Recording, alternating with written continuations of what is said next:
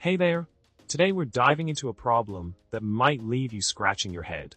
We're talking about a puzzling scenario from the UML 2.5.1 specification regarding the default value for a Boolean attribute in the context of generalization. The issue arises when a null Boolean value can be returned, yet a default value of true is provided. The question is, why complicate things with an extra default value if a null would already signify that the modeler hasn't specified any constraints? In the solution, it's explained that setting true as the default value makes sense in the concept of generalization. Typically, instances of a more specific class should be able to replace instances of a more general class. However, there are cases where this substitutability might not hold, hence the option to set it to false. The multiplicity of 0.